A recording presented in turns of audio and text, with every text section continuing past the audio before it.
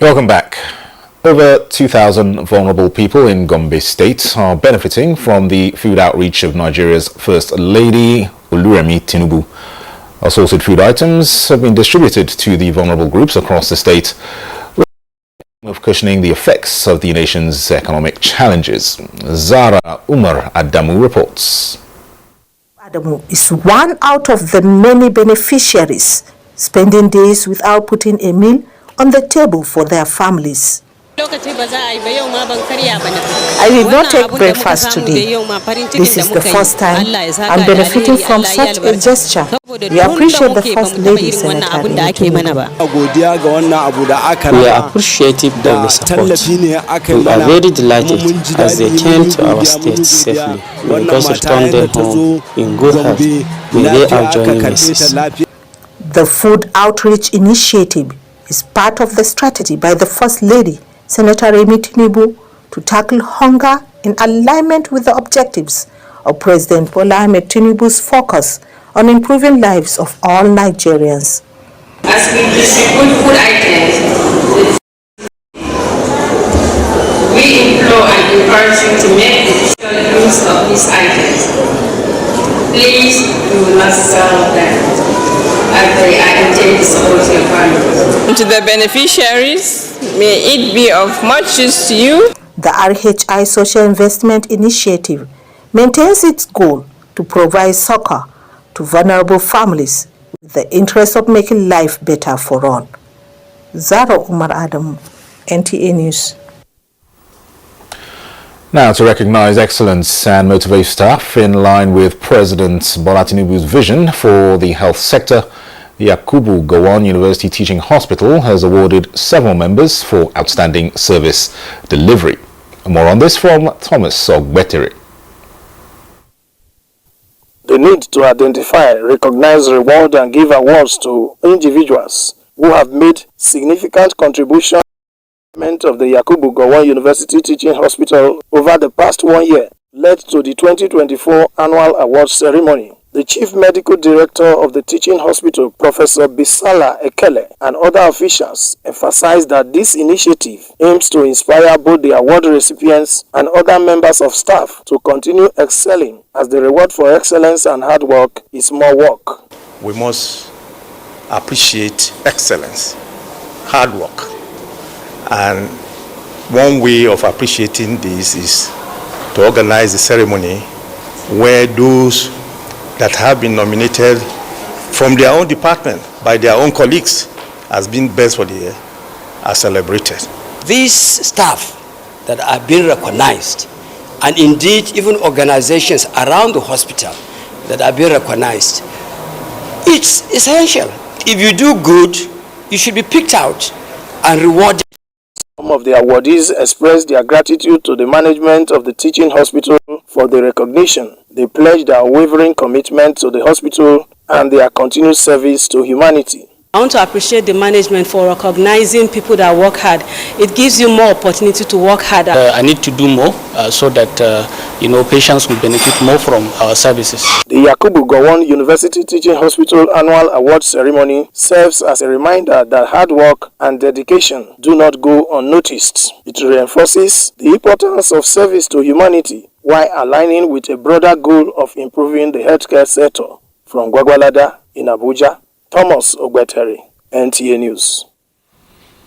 The need to reduce energy consumption, environmental degradation and resource depletion by industries in emerging economies accounts for the United Nations Industrial Development Organization's latest dual project in Nigeria.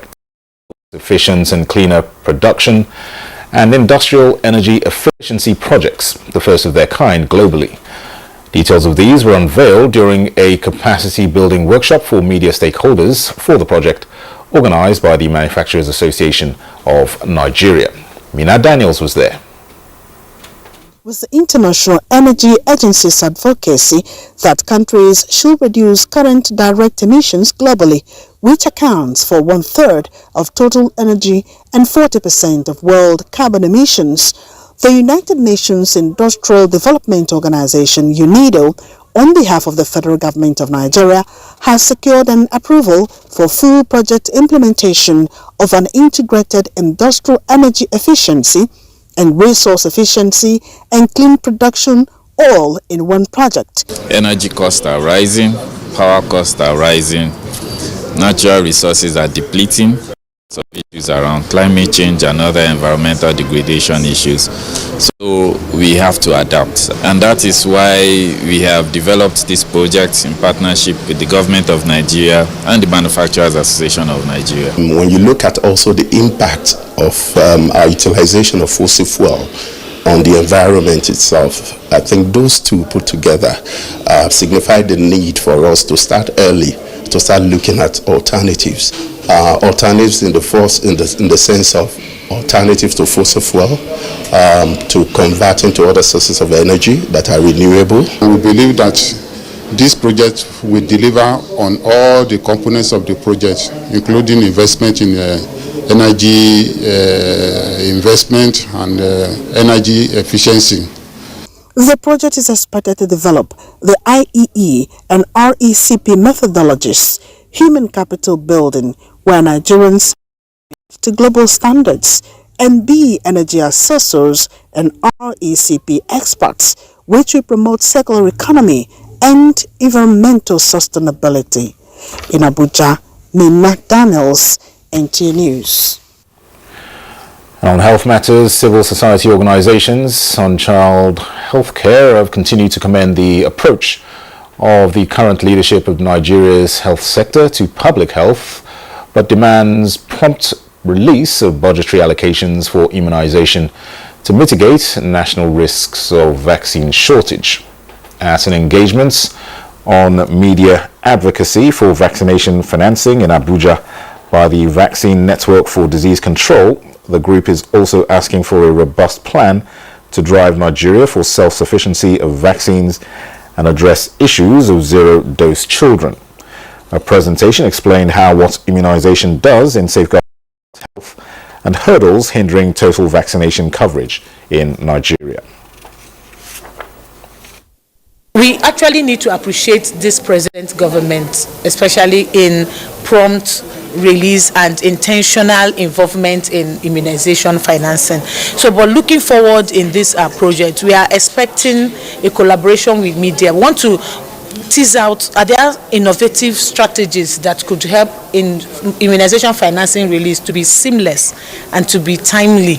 You know, actually when you look at CSO's scorecard, though in 2024 we have released 25%, but when you look at it in the scorecard, it's still red. More needs to be done. So can this thing ever even happen January, February 2024 release? Can it happen like around that time? Or if need for us as media practitioners to amplify these messages out there that resonate with immunization stage of Nigeria today, the zero-dose children, we have them. Nigeria is #1. So we need to amplify our messages to ensure that no child is left behind.